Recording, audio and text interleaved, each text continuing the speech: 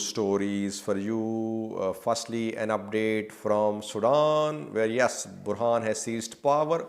What's happening in Eastern Sudan? Because there was huge protests in Eastern Sudan. Beja tribe had closed an airport, Port Sudan. Protests were underway across Eastern Sudan. Well, in a radio interview, Beja tribe leader a few hours ago said that he could open these roads and he could open the airport and port as well. Was this tribe being backed by Sudanese military? Now, when Burhan is in power, the tribe leaders are willing to cooperate with him. Secondly, Oromo Federalist Congress, OFC, political party of Bakle Garba, Jawar Muhammad, Muraira Gadina, it has issued a statement about dialogue, a very important statement that shows the official position of this party, which is one of the largest parties in Oromia. And lastly, we have an update from Kutaber. In last night's video, I told you about conflicting claims being made by both the parties about control of Kutaber. Now we have some confirmation who is in control of this strategic place. It's strategic place because very close to Dasi, very close to Kutaber, because after it came under TDF control, we saw a statement from Gata Choreda, who had warned Dasi, Kambolcha residents to stay indoors, and he had sent a message to commercial flights arriving at Kambolcha airport. The message was misread by me as well. So we have an update from Kutaber now as well. Firstly, viewers, Beja tribe leader a few hours ago in a radio interview said he was willing to cooperate with Abdul Fattah al-Burhan. And in coming hours, we could see a demonstration of this cooperation. Beja tribe has been closing down, it has closed an airport, Port Sudan, main port of Sudan, in eastern part of Sudan. Protests have been going on in Eastern Sudan for more than 2 weeks. And negotiations between former Prime Minister Abdullah Hamdok government and Beja tribe failed. Now, when Burhan is in power, the tribe elders are willing to cooperate. Was this protest in Eastern Sudan, was this protest backed by Sudanese military to put pressure upon Abdullah Hamdok? He did not give in to this pressure. He did not agree to army's demand regarding dissolving of his cabinet. That is why he had to go. Yes, partly I can say that protests in Eastern Sudan had backing of Sudanese military. I said that when the protest started, if you remember, that Beja tribe protests in Eastern Sudan, they had backing of Sudanese military. And the purpose of the protests was to put pressure upon Abdullah Hamdok. Abdullah Hamdok did not give in to this pressure. He did not agree to army's demands. That is why he had to go. So he did not dissolve his cabinet. He did not agree to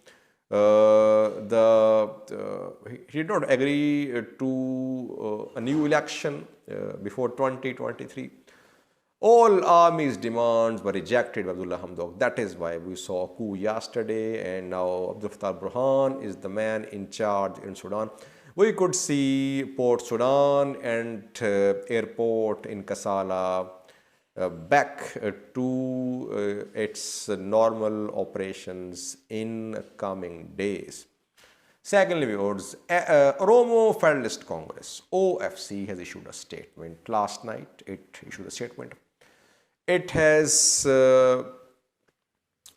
laid out 4 preconditions for the start of dialogue. It says, firstly, cessation of hostilities means end to war. Secondly, release of political prisoners, Jawar Mohammed, Bekle Garba, other Oromo leaders and other parties' leaders in prisons. Thirdly, inclusion of armed, unarmed groups in talks. Here it seems to be talking of OLA, Oromo Liberation Army, other groups as well, which are armed, other parts of Ethiopia. So it wants all groups, whether political or armed, to be part of talks. Last and the most important precondition, OFC says there must be internationally sponsored negotiations.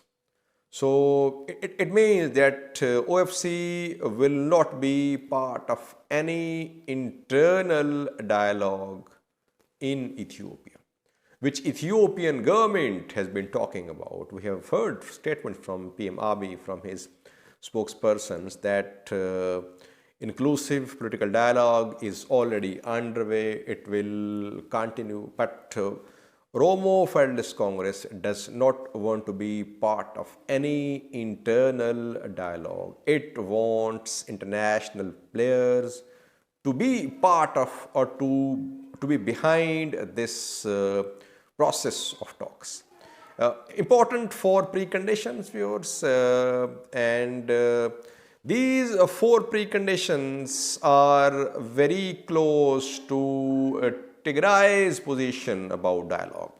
Tigray has also been calling for an internationally sponsored, internationally backed negotiation process. So same is the demand of Oromo Federalist Congress. It means, viewers, that now there is no likelihood of the success of any internal dialogue in Ethiopia, because 2 major factions, TPLF in Tigray, OFC in Oromia, they are calling for some neutral international players, international body to back this process of talks. Who will back this negotiation process in terms of international actors? That remains to be seen, viewers.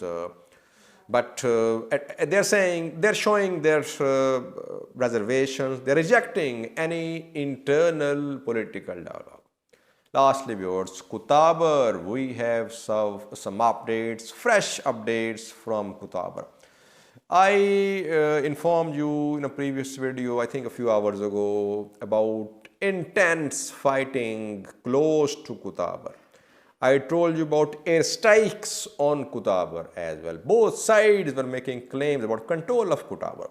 TDF fighters shared their pictures from Kutaber. Then we heard from ENDF news sources as well. What is the situation on the ground now? Well, on the ground now, viewers, is that TDF has been pushed out of Kutaber once again. Well, not once again, it was its first entry in Kutaber. Ethiopian National Defense Force, Amhara forces, especially Fano militia members, they are in Kutaber. Why was TDF pushed out of Kutaber?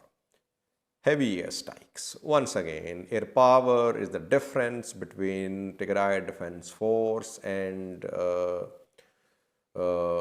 Ethiopian forces. ENDF, Amhara forces, they withdrew from Kutaber. TDF entered Kutaber, then heavy airstrikes started, and TDF could not defend from these airstrikes. We did hear rumors that TDF had shot down an Ethiopian aircraft over Kutaber yesterday, but we could not confirm the rumors. But what we have confirmed so far is that TDF has been pushed out of Kutaber town. Now fighting is being reported near Kutaber, outside Kutaber.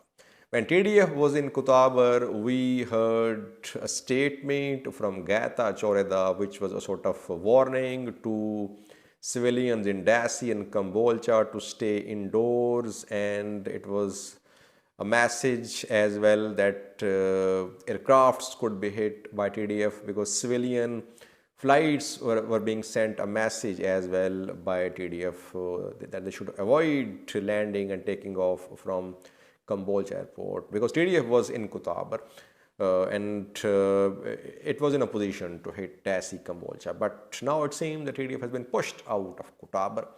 It's still in some places close to Dasi because we heard about Baro Maida yesterday, another place is close to Dasi. Fighting is still being reported on those fronts too, but TDF has been pushed out of Kutaber. It is not in Kutaber now. Fighting is going on close to Kutaber. Thanks for watching.